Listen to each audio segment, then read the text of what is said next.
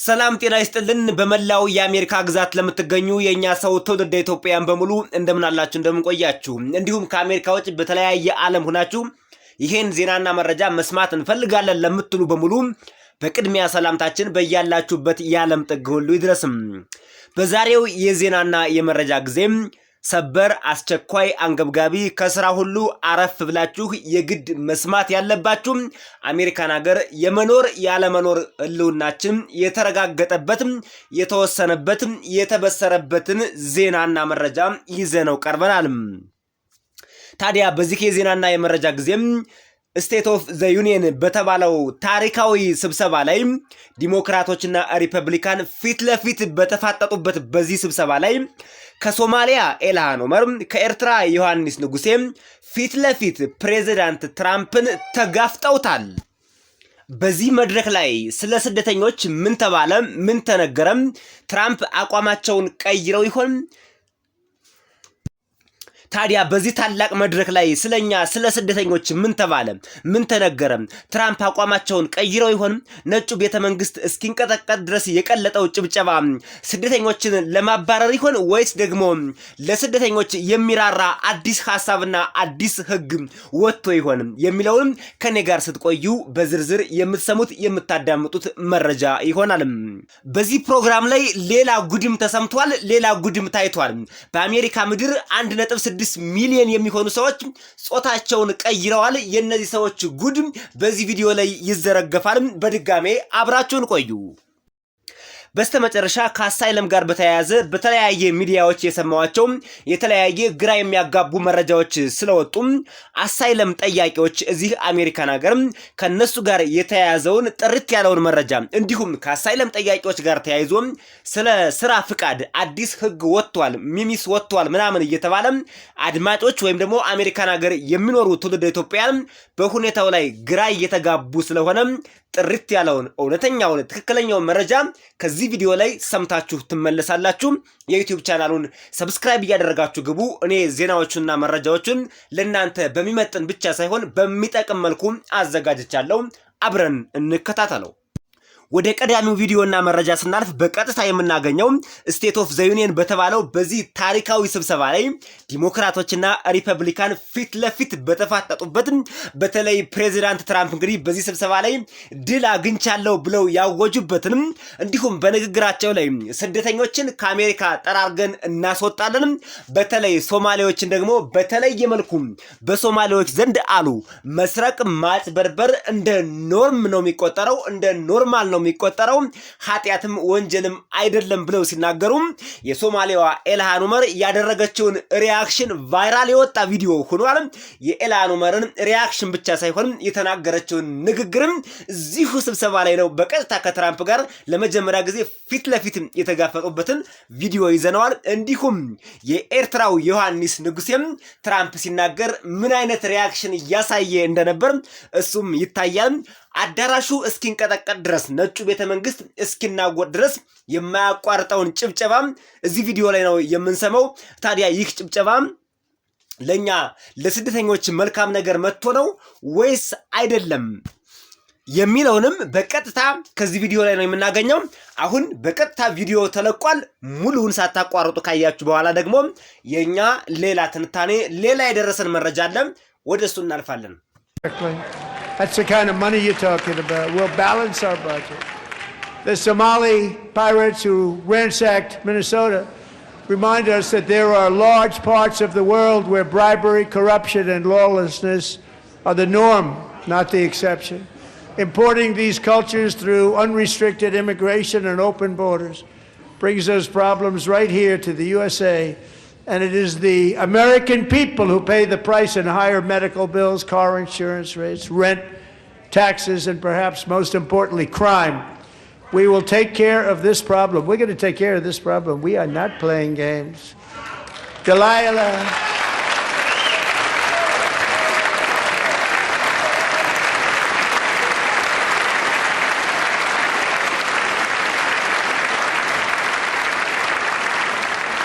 Isn't that a shame? You should be ashamed of yourself not standing up. You should be ashamed of yourself. That is why I'm also asking you to end deadly sanctuary cities that protect the criminals and enact serious penalties for public officials who block the removal of criminal aliens. In many cases, drug lords, murderers all over our country, they're blocking the removal of these people out of our country, and you should be ashamed of yourself.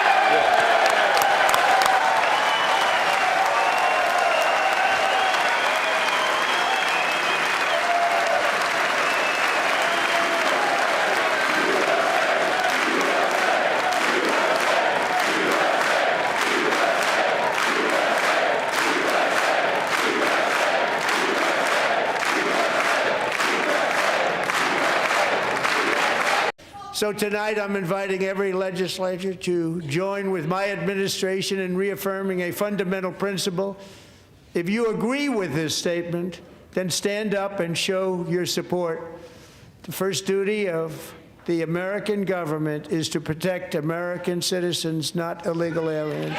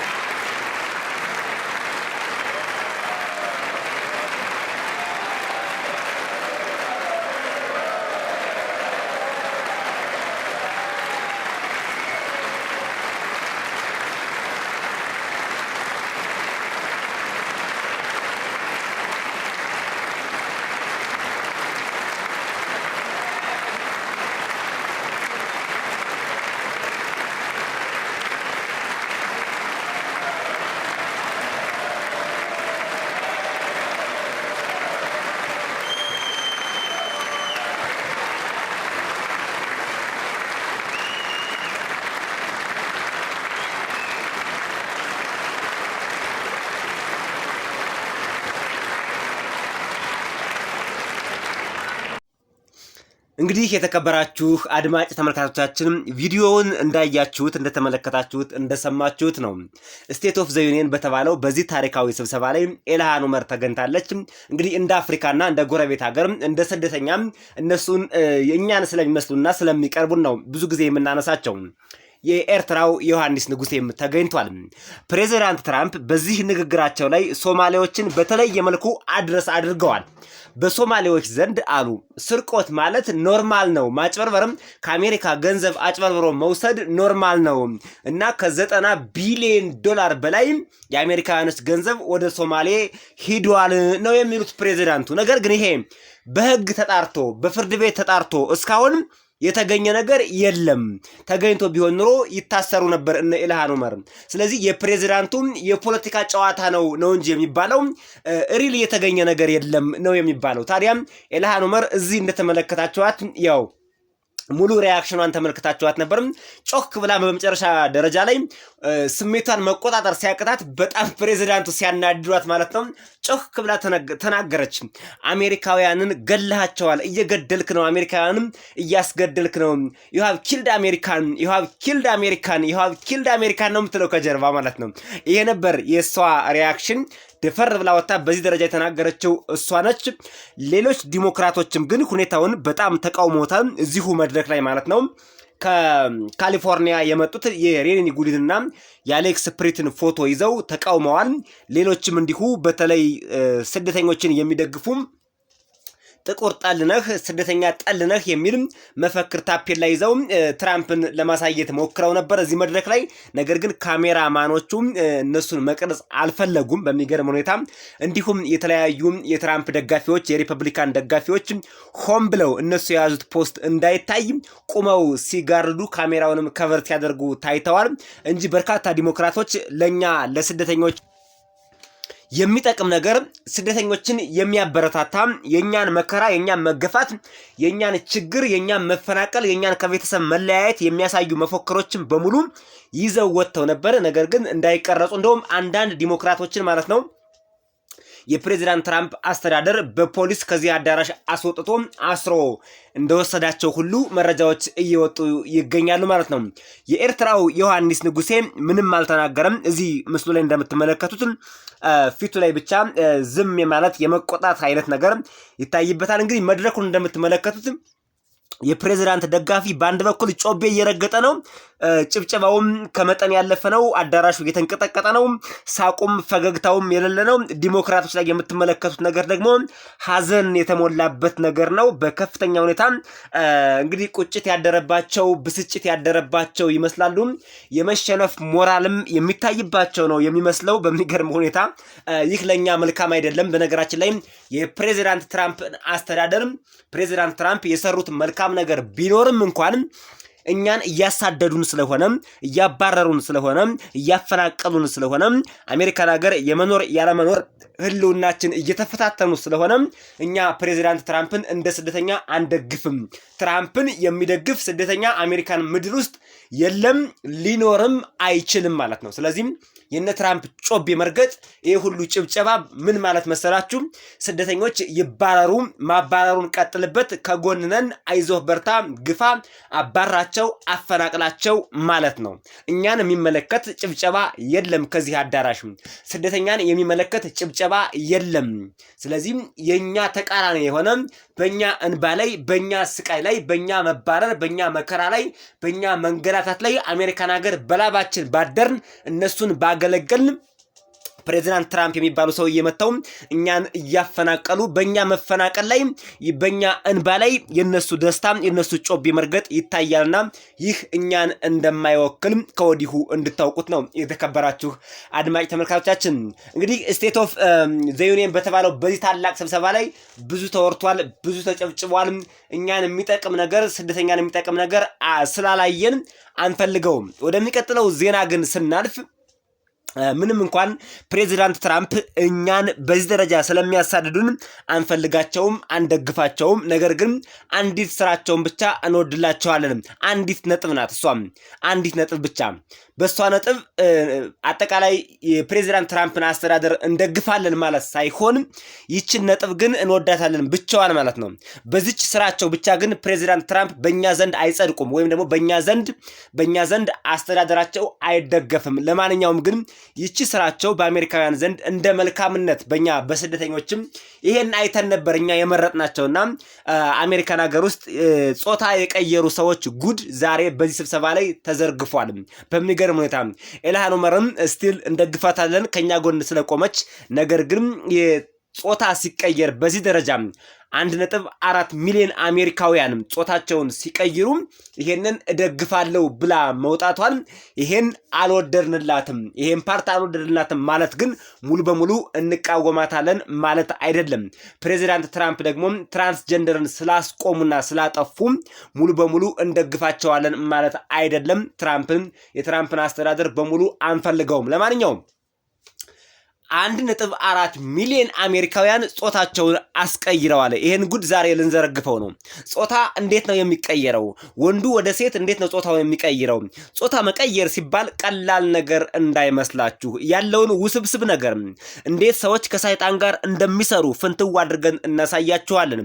እንዲሁም አንዲት ጀግና ሴት ወጣ በአደባባይ በይፋ ማለት ነው ፕሬዚዳንት ትራምፕም በጣም አወድሰዋታል። ጾታዋን አስቀይራ ነበር። ጾታ በማስቀየሯ የደረሰባትን ችግር አጠቃላይ ተናግራም ፈጣሪ ሆይ ይቅር በላይ ብላ ጾታ በማስቀየሬ ይቅር በሉኝ ብላ እንደገና ወደ ነበረችበት ጾታ ተመልሳለች።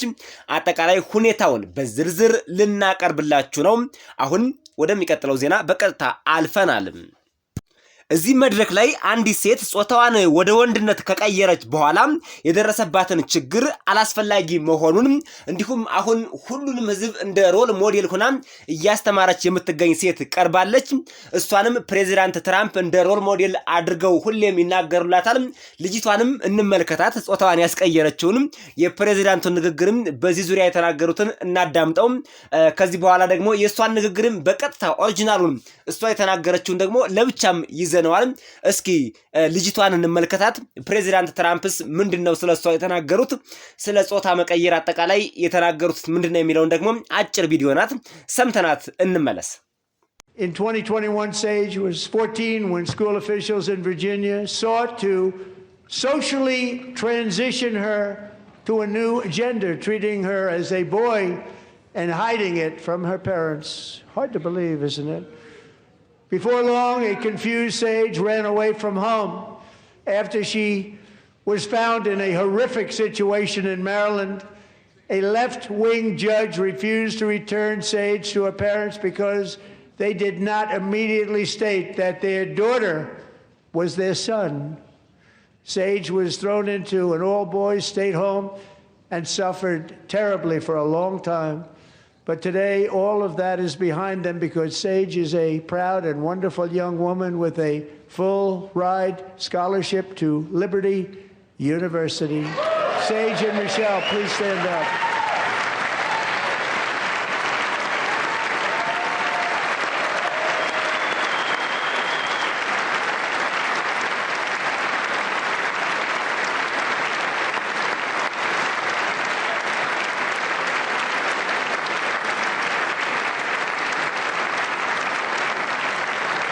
And thank you for your great bravery. And who can believe that we're even speaking about things like this? 15 years ago, if somebody was up here and said that, they'd say, what's wrong with him? But now we have to say it because it's going on all over numerous states without even telling the parents.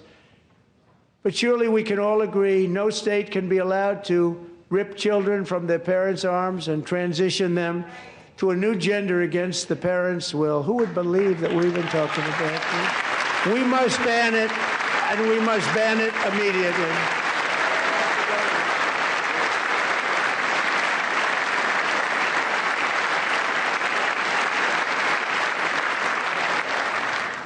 Look, nobody stands up. These people are crazy, I'm telling you. They're crazy.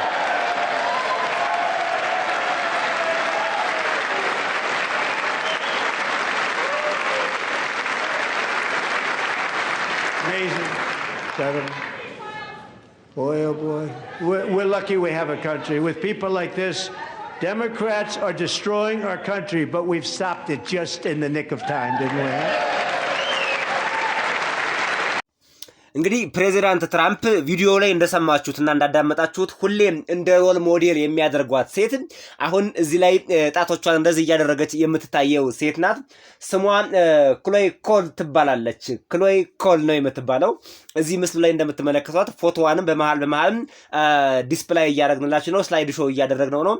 ይቺ ሴት ናት እንግዲህ ጾታዋን ካስቀየረች በኋላ ትክክል አይደለም፣ በኔ ላይ ችግር አምጥቶብኛል፣ በኔ ይብቃ፣ በኔ ተማሩ በማለት ህዝቡን እያስተማረች የምትገኘው ሴትና ትራምፕም እንደ ሮል ሞዴል ያደረጓት ሴት ይቺ ነበረችና ዲሞክራቶች አሉ ፕሬዚዳንት ትራምፕ ክሬዚ ናቸው፣ እብድ ናቸው። ስለዚህ ጾታቸውን ያስቀየሩ ሰዎች በሙሉ ወደ ባዮሎጂካል ጾታቸው እየመለስናቸው እንገኛለን እያሉ ነው ፕሬዚዳንቱ። ይችን ፖሊሲያቸውን ወደንላቸዋል። እንደ ኢትዮጵያዊ ባህል፣ እንደ አፍሪካዊ ባህል ይሄን የፕሬዚዳንት ትራምፕን ፖሊሲ በጣም እንደግፈዋለን። ፕሬዚዳንቱን ለመምረጥም እንዳንድ ትልቅ ስትራቴጂ የወሰድነው ይሄኛውን ነበር። ነገር ግን ባላሰብነው ባልጠበቅነው መልኩ ፕሬዚዳንቱ በጎን ወጉን እንጂ አፍሪካዊ ሆኖ ኢትዮጵያዊ ሆኖ ፕሬዚዳንቱን ያልመረጠም ቢገኝ በጣት የሚቆጠር ግለሰብ ብቻ ነበር። እስኪ ይቺ ሴት ደግሞ በራሷ አንደበት ጾታዋን በማስቀየሯ የደረሰባትን አጠቃላይ ሁኔታውን አጠር ያለች ቪዲዮ አዘጋጅተናል። አዳምጠናት እንመለስና እኛ ዝርዝሩን በደንብ ልንገባበት ነው። ጾታ ማስቀየር ሲባል እንዲሁ ዝም ብሎ ሂዶ አበበ የሚባል ሰው አስቴር መባል አይደለም። ነገሩ ውስብስብ ነው። ከሰይጣን ጋር መስራት ነው። ወንድ ሆኖ ጾታውን የሚያስቀይር ሰው ማለት ሴት ሰይጣን ወይም ሴት አጋንንት በውስጡ ያደረችበት ማለት ነው። ጾታውን እስከምታስቀይረው ድረስ ተቆጣጥረዋለች ማለት ነው። ሴት ሁና ወንድ ወደ ወንድ ጾታ ቀየረች ማለት ወንድ አጋንንት በሷ ላይ አድሮ ጾታዋን እስከሚቆጣጠራት ድረስ ስነ ልቦናዋን እስከሚቆጣጠራት ድረስ በሙሉ በሰይጣን አምናለች ማለት ነው። ለማንኛውም እስኪ የዚችን ጀግና ሮል ሞዴል ሴት ሰምተናት እንመለስ ንግግሯን። So when I remember the day of my surgery, the drive there was about an hour, and I remember listening to music, just kind of enjoying myself in the car. I was really excited, a little bit nervous. I thought in my mind, I didn't really have any doubts about it, and I'm finally going to be over the most difficult part of my transition.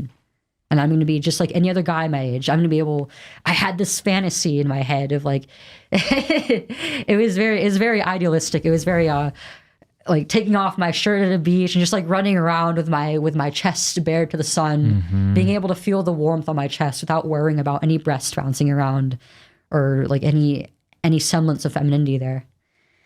I remember being wheeled into to the operating room.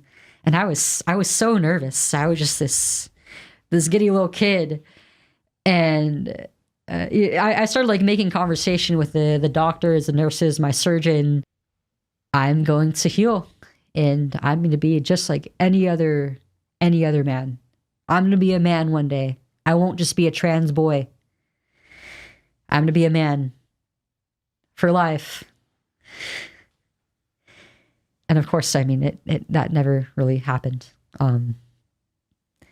But in that first week or so of recovery, it was like, this is great. Like, mom's taking time off work to help me around the house because I was basically disabled. Like, I had like no range of motion in my upper body because like it's a major surgery. They're taking tissue out of an area of the body that has like a lot of muscle and a lot of connective tissue. So I had to have help around the house with like chores and like taking care of myself, food. ንግግሯን እንደሰማችኋት እንደምታዩት ይችን የመሰለች መልካም ሴት ወንድ መሆን እፈልጋለሁ ብላ እጅግ ውስብስብ የሆነ ቀዶ ጥገና አድርጋ ወደ ወንድነት ጾታዋን ቀይራ ነበር። በአመት በአሜሪካ ምድር ውስጥ ፕሬዚዳንት ትራምፕ ከመምጣታቸው በፊት 13000 ሰዎች ቀዶ ጥገና እያደረጉ ጾታቸውን ይቀይሩ ነበር። ይህ ፕሮሲጀር እንዳጠቃላይ ፋሎፕላስቲ ይባላል። ፋሎፕላስቲ ነው የሚባለው። ዝርዝሩን ላስደምጣችሁ ነው። ሴት ከሆነች እንዴት ነው ወደ ወንድ ጾታነት መቀየር የምትችለው የሚለውን ልንገራችሁ። ብልት እንዴት ይሰራል? ዶክተሮች አዲስ ብልት ለመስራት ከሰውነታችን ላይ ወይም ከቆዳችን ላይ እንዲሁም ከስብና ከነርቭ ህብረ ህዋሳት ላይ የተለያዩ ነገሮችን ቆርጠው ይወስዱና ብዙውን ጊዜ ቆዳው የሚወሰደው ከሚከተሉት ቦታዎች ነው ይለናል። ከክንድ ወይም ደግሞ ፎሬአርም ላይ ይወስዳሉ። ይህ በጣም የተለመደ ሲሆን ነርቮቹ ስለሚወሰዱ ስሜት እንዲኖረው ይረዳል። ከጭን ይወሰዳል። ብዙ ቆዳ ለሚፈልጉ ሰዎች ከጭን ቆዳ ይወሰዳል።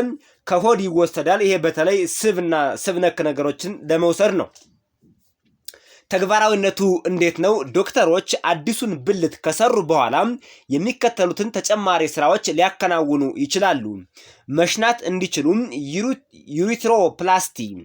ዩሪትሮፕላስቲ የሚባል የሰርጂካል ፕሮሲጀር ይሰራሉ። ሽንት በአዲሱ ብልት በኩል እንዲወጣ የማሸኛ ቱቦውን ያራዝሙታል።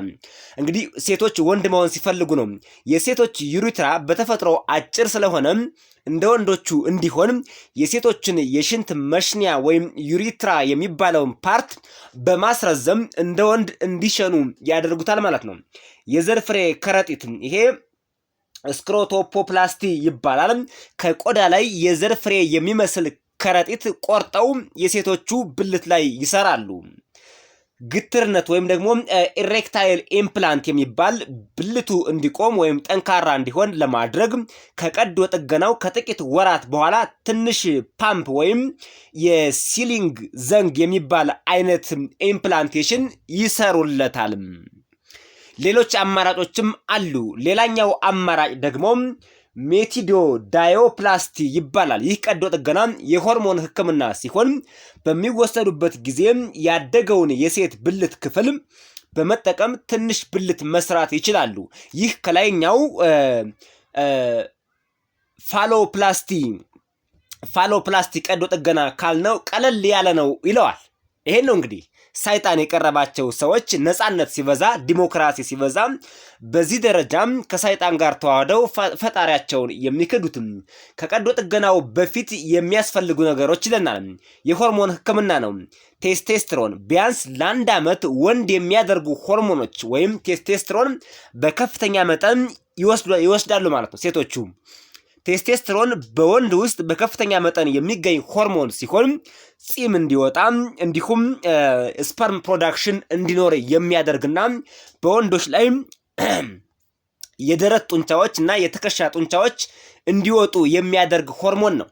ይህን ሆርሞን ለሴቶቹ በኢንጀክሽን መልክ ሰጠናቸው ማለት አብዛኛውን ጊዜ የወንድ ባህሪን እንዲላበሱ ያደርጋቸዋል ማለት ነው።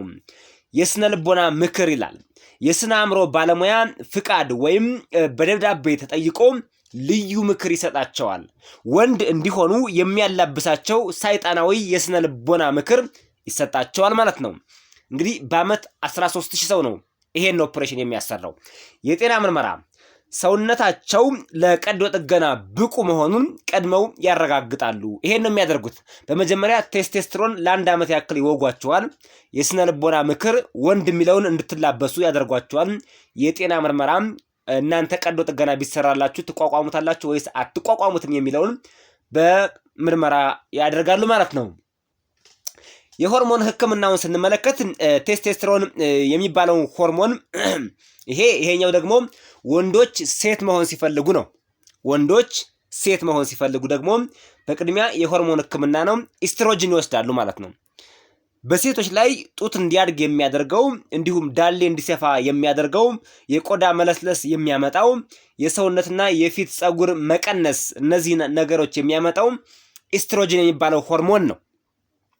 ጡት እንዲወጣ ምናምን የሚያደርገው ማለት ነው። ይህን ሆርሞን ለወንዶቹ ለ1 ዓመት ያክል በተከታታይ ይወጓቸዋል። ስለዚህ ወንዶቹ ሙሉ በሙሉ ጡታቸው ማጎጥጎጥ ይጀምራል፣ ዳሌያቸው መስፋት ይጀምራል፣ እንዲሁም ፊታቸው መለስለስ ይጀምራል። አጠቃላይ የሴትነት ባህሪን ሙሉ በሙሉ እንዲላበሱ ያደርጋቸዋል ማለት ነው። ይህ ፈጣሪን መፈታተን የሚለውን የሰይጣንን ስራ በተግባር ማሳየት ማለት ነው። ሌላው ወንዶቹ ሴት መሆን ሲፈልጉ የብልት ቀዶ ጥገና ይሰራል። በሆርሞን ብቻ አይበቃም። ወይም ደግሞ በስም እኔ አበበ ነኝና አለሚቱ በሉኝ በሚል ብቻ ጾታ አይቀየርም ማለት ነው። የቀዶ ጥገና ስራ መሰራት አለበት። ይህ የወንድ ብልት ወደ ሴት ብልት የመቀየር ሂደት ዶክተሮች አዲሱን የሴት ብልት ወይም ቫጀናን ለመስራት የሚከተሉትን ዘዴዎች ይጠቀማሉ። ፔናይል ኢንቨርዥን ይሰራሉ። የወንድ ብልትን ቆዳ በመገልበጥ የሴት ብልት ግድግዳ እንዲሆን ያደርጉታል። ይሄ እንግዲህ አሜሪካን ሀገር የሚሰራ ነው። ወሬ እንዳይመስላችሁ፣ ዜና ብቻ እንዳይመስላችሁ። 13000 ሰው በአመት የሚያሰራው እስካሁን ድረስ ደግሞ 1.4 ሚሊዮን ሰዎች ያሰሩት ነው። ሌላው ከወንድ ብልት ራስ ወይም ግላንስ ከምንለው ላይ ስሜት የሚሰጥ የሴት ብልት ክፍል ይሰራሉ። ወይም ክሊቶሪን ከወንድ ብልት ቆርጠው ወስደው ይሰራሉ። ሌላው ከወንዱ ስክሮቶም ላይ የሴት ብልት ውጫዊ ከንፈሮችን ወይም ላቪያ ማጆራ እና ላቪያ ማይኖራን ይሰራሉ። በመጨረሻ የሚያደርጉት ከቀዶ ጥገናው በኋላ አዲሱ የሴት ብልት እንዳይዘጋ ወይም እንዳይጠብ በየቀኑ ልዩ መሳሪያዎች ወይም ዳይሌተር ማስፊያ በመጠቀም ማስፋፋትን ይቀጥላሉ ማለት ነው። የሰው ልጅ ሳይጎልበት ወንድ በመሆኑ ምንም ሳያጣ፣ ሴት በመሆኗ ምንም ሳታጣ፣ ሴት መሆን በራሱ የፈጣሪ ክብር ሲሆን ፈጣሪ ያጎናጸፈው ክብር ሲሆን፣ ወንድ መሆን ደግሞ በራሱ ፈጣሪ ያጎናጸፈው ክብር ሲሆን፣ ነገር ግን ይሄን ጸጋ አንፈልግም በማለት ሰዎች ጾታቸውን የሚቀይሩበት አስቀያሚ ሕግ ነው። በሚገርም ሁኔታ ሙስሊም የሆነችው ኢልሃን ኡመር በነገራችን ላይ ይሄ ለሙስሊሞች ብቻ የሚከበር ሳይሆን ሁሉም የሚያከብረው ነው። ግን ደግሞ እሷ ከዚህ እንደመምጣቷ መጠን ይሄን ፕሬዚዳንት ትራምፕ ማስቀረት የለባቸውም ብላ በይፋ ትከራከራለች። በይፋ የሰዎችን ነፃነት መጋፋት ነው ብላ አብራ ፈርማለች ማለት ነው። ይሄ ነው የሚያሳዝነው። ኢልሃን ኡመር ላይ የጠላ ነው ይሄን ነው። ግን የፈለገ በዚህ ብንጠላትም እንኳን በእኛ በስደተኞች ላይ ከኛ ጎን ስለቆመች ሙሉ በሙሉ ዲሞክራቶችን በአሁኑ ሰዓት መጥላት አንችልም፣ መቃወም አንችልም። ትራምፕን ግን ሙሉ በሙሉ እንቃወማለን። በህሌናችን በመኖር ባለመኖራችን በእንጀራችን በጉረሯችን ስለመጡብን ማለት ነው። እንግዲህ ይሄ እንደዚህ አይነት የተጨመላለቀ ነገር ነው የሚያደርጉት። ሐኪሞቹም ይሄን ፈቅደው ይሰሩታል ማለት ነው። የፊትና የድምፅ ለውጥ እንዲመጣ ደግሞ ምን ያደርጋሉ? የፊትን አጥንት፣ ግንባር፣ መንጋጋና አገጭ ይበልጥ ወደ ሴትነት እንዲቀርብ የማስተካከል ስራ ይሰራል። ፋሻል ሰርጀሪ ይሰራል። ትራኪያል ሼቭ ይደረጋል። የአዳም አፕል የምትባለውን ለወንዶች የተሰጠችውን ልዩ ምልክት ይሄን የጉረሮ አጥንት በቀዶ ጥገና ያስወግዱታል፣ ሴት እንዲመስሉ ማለት ነው። ቮይስ ቴራፒ ድምፅን ይበልጥ ቀጭንና የሴት ለማድረግ የሚሰጥ የስልጠና ወይም የቀዶ ጥገና ሕክምና ሁሉ ይደረጋል ማለት ነው። በአንዳንድ ሃይማኖቶች እንግዲህ ሴት ሰይጣን ያደረችባቸው ወንዶች ድምፃቸው ልክ እንደ ሴት አክት አድርገው አለባበሳቸው፣ አካሄዳቸው፣ ንግግራቸው በቲክቶክ ይታያሉና እነሱ ትራንስጀንደር ችግር ያለባቸው ናቸው ማለት ነው። የጡት ቀዶ ጥገና ሁሉ ይደረጋል፣ ጡታቸው እንዲወጣ ምናምን። ያው አጠቃላይ ሁኔታው ብዙ የሚያስጠላ ነገር ስለሆነ ዝርዝሩ ቀጥሏል። በዚህ መልክ ይሰራ ነበረም። ፕሬዚዳንት ትራምፕ በዚህ ዙሪያ እናመሰግናቸዋለን። በሚገርም ሁኔታ እነዚህ አይነት ኦፕሬሽን የሚሰሩበት የህክምና መሳሪያዎች በሙሉ አሜሪካን ምድር እንዳይኖሩ፣ እንዲቃጠሉ፣ እንዲጠፉ ይሄን ሲሰራ የተገኘ ሐኪም እንዲታሰር በማድረግ እጅግ ከባድ የሆነ ህግ አውጥተዋል። በርካቶች አሁን ጾታ ማስቀየር በአሜሪካን ምድር ቆመዋል። እንግዲህ ልጆችም ትምህርት ቤት ሲሄዱ ቤተሰብ ሳያውቅ በሚገርም ሁኔታ ትውልደ ኢትዮጵያውያን ሁሉ በዚህ ነገር ላይ እንደባለጉ እንደተበላሹ መረጃዎች ወጥተው ነበር። በዚህ ዙሪያ ፕሬዚዳንት ትራምፕን አመስግነናቸዋል። ይሄን አስቁመዋል። እንግዲህ በዚህ ስቴት ኦፍ ዘ ዩኒየን በተባለው ታላቅ ስብሰባ ላይ ይህ ነገር ተነስቶ ታላቅ ክርክር ተደርጎበታል ለማለት ቢያስቸግርም ምንም እንኳን ዲሞክራቶች እየከፋቸውም ቢሆን በዚህ መድረክ ላይ ብዙ አልተናገሩም። የትራምፕ የንግግር የበላይነት የተደመጠበት ነውና አጠቃላይ ይሄ ነው ሲደረግ እየኖረው ማለት ነው። የመጨረሻው መረጃችን አሳይለም ሲከርን በተመለከተ የተለያዩ ግራ የሚያጋቡ መረጃዎች እየወጡ ነው። በነገራችን ላይ እዚሁ ጋር ተያይዞ የስራ ፍቃድ ለማግኘት በአሁኑ ሰዓት በጣም ከፍተኛ ቁጥር ያላቸው አሳይለም ሲከሮች እዚህ አሜሪካን ሀገር አሉ። በሚገርም ሁኔታ 3 ሚሊዮን የሚደርሱ አሳይለም ሲከሮች በዓለም ዙሪያ አሉና ምንድነው የተፈጠረው ግርግር? ማደናገሩ ምንድነው? የተለያዩ ሚዲያዎች የተለያየ መረጃ እየተናገሩ ስለሰማው ነው። የስራ ፍቃድን በተመለከተ ዲፓርትመንት ኦፍ ሆምላንድ ሴኩሪቲ ያወጣውን አዲሱን ህግ አንድ ሲደመር አንዱን በግልጽ ልነግራችሁ ነው። የጥገኝነት ማመልከቻቸው I-589 ካስገቡ በ150 ቀናት ወይም 150 ቀናት ሲሞላቸው ለስራ ፍቃድ ማመልከት ይችላሉ። ከዛ በኋላ ከ30 ቀን በኋላ ማለትም አጠቃላይ የመጀመሪያውን ቆይታ ስንደምረው ከ180 ቀን በኋላ ማለት ነው የስራ ፍቃድ ይሰጣቸው ነበር። ይሄ የበፊቱ ህግ ነው።